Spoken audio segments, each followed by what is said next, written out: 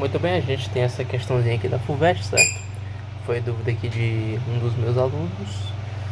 E veja só, ela vai dizer o seguinte: uma garrafa tem um cilindro afixado em sua boca, certo? No qual o êmbolo pode se movimentar sem atrito, mantendo constante. Ó, pessoal, isso aqui vai ser importante, tá? Mantendo constante a massa de ar dentro da garrafa, certo? Aí tá aqui a figura. O sistema está em equilíbrio na temperatura de 27 graus Celsius, beleza. O volume de ar na garrafa é 600 centímetros cúbicos. Até aqui tranquilo, né, moçada? Aí agora vai vir um dado que talvez pegue um pouco a rapaziada, que é o seguinte, ó. O êmbolo tem uma área transversal de 3 centímetros quadrados. Aí aqui você pensa, né? Pronto, Matheus, aí já não tá no Evangelho, né? Já não tá beleza, já complicou minha vida já. Mas calma. Ó, nessa condição de equilíbrio, né?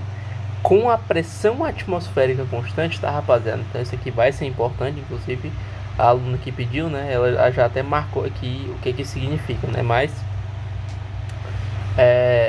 a gente vai ter uma transformação isobárica, né? Para cada 1 grau de aumento na temperatura do sistema, o êmbolo subirá aproximadamente. E aí, ó, note a dot, aí ele até deu aqui a conversão, né? 0 graus, não sei o que, 273 Kelvin. Considere o ar da garrafa como um gás ideal. Então, moçada, primeira coisa, né? Se a gente vai ter uma transformação isobárica, ó, transformação, certo? Transformação isobárica, nós teremos o seguinte, né, meus caros? Nós teremos o seguinte: temperatura 1 dividido pelo volume 1 é igual a temperatura 2 dividido pelo volume 2, e assim vai, né?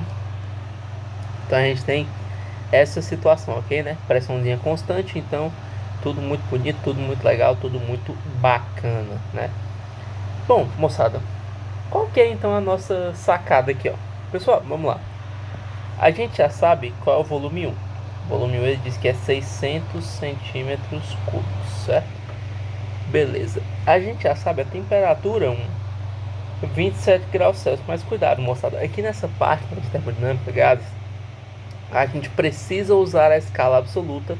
Então nós devemos passar para Kelvin. Vai ficar 300 Kelvin, tá?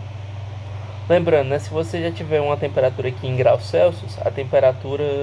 Perdão, se você tiver uma temperatura aqui para Kelvin, quiser descobrir, né, você só vai pegar a sua temperatura em Celsius e somar 273, tranquilo? Então você pega 27, ó, soma 273, né?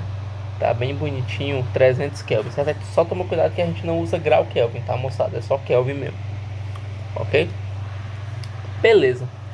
Aí, moçada, agora vai vir o pulo do gato, porque indiretamente ele deu pra gente a temperatura T2. Ó, porque ele fala assim, ó, para cada grau Celsius de aumento. Sendo assim, ó, a temperatura T2, ela vai ser a temperatura T1, por exemplo, mais 1 grau, certo? Então, ó, se a gente sabe que a temperatura T1 é 300 Kelvin, a temperatura T2, ela vai ser, ó, T2 vai ser 301 Kelvin, né? Certo? Então vamos lá. Vamos jogar aqui na nossa equaçãozinha, né? Aqui em cima. Vamos lá. A gente tem, só fazer a seta aqui um pouquinho menor para dar espaço. A gente tem, ó, 300, aí o volume é 600, certo? E aqui, temperatura 301, volume aqui é V2. Bom, repara que dá para simplificar aqui, fica 2 na parte de baixo. Logo, sem dificuldades, a gente encontra que o volume V2, né? Multiplicando aqui 301 por 2, vai ser 602, né? Deixa eu só dar uma afastada aqui para ficar mais bonitinho. Ó, V2 vai ser 602 centímetros cúbicos. Pô, professor, beleza, beleza. Mas tá. Então, ó, já sei que V1 é 600 centímetros cúbicos e V2 é 602 centímetros cúbicos. Aí você vai dizer, tá, Matheus, mas isso ainda não responde nada. Eu ainda não faço a menor ideia de como é que eu vou descobrir quanto esse êmbolo subiu. Aí aqui, moçada, vai vir uma coisa, ó. Vamos olhar agora como é que fica a variação aqui de volume. Variação de volume seria o volume V2 menos o volume V1, sim ou não? Aí 602 menos 600, essa variação de volume está dando 2 centímetros cúbicos. Tá, professor, mas como é que eu vou relacionar a variação de volume com esse êmbolo? Agora vem o pulo do gato, ó.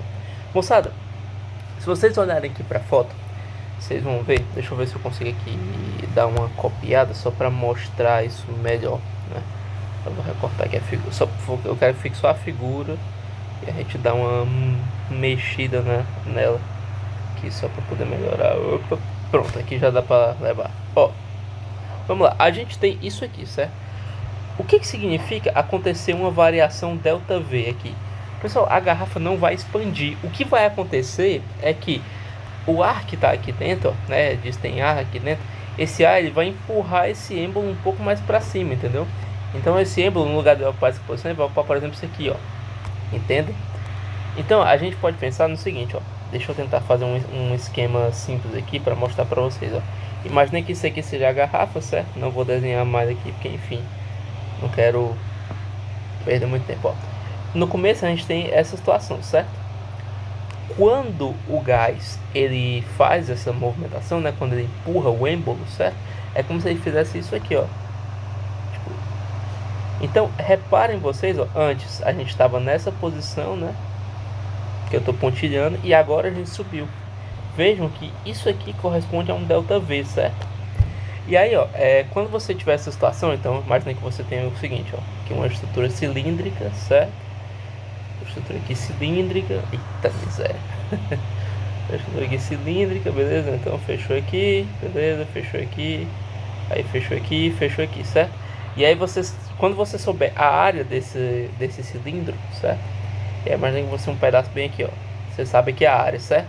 E aí, ó, como é que você pode escrever uma variação de volume? Então, uma variação de volume, pessoal, uma variação de volume, ela vai ser a área vezes, aí ó, por exemplo, se a gente chamar esse deslocamento aqui de ΔX, é a área vezes esse ΔX aqui, entendeu? É como se fosse a área da base vezes a altura, né? Então, um volume cilíndrico, certo? Então aqui, ó, quem vai ser esse ΔV nosso vai ser a área da base, que é a área do êmbolo, vezes a altura H. Aí agora fica massa, né? Ó, por que agora fica massa? Por quê? Se a gente substituir, ó, você tem 2, que é a variação de volume, a área da base ele deu é 3 e tem a altura H. Aí quem vai ser o H? O H vai ser 2/3, né? Aí 2/3 dá aproximadamente aí, dentre os itens, 0,7. Certo? Então, aproximadamente 0,7 centímetros aí. E aí a gente fecha a resposta no item A, certo? Essa sacada, cara, de você pensar no ΔV como sendo área vezes deslocamento, é bem interessante, assim, ela aparece muito, tanto em física quanto em química. Então essa jogadinha aqui, ó, só essa sacadinha aqui do ΔV já torna essa questão uma questão de um nível bem interessante, bem legal. E aí a gente fecha o gabarito aqui na letra A, fechou? Então é isso aí, valeu, tchau, tchau.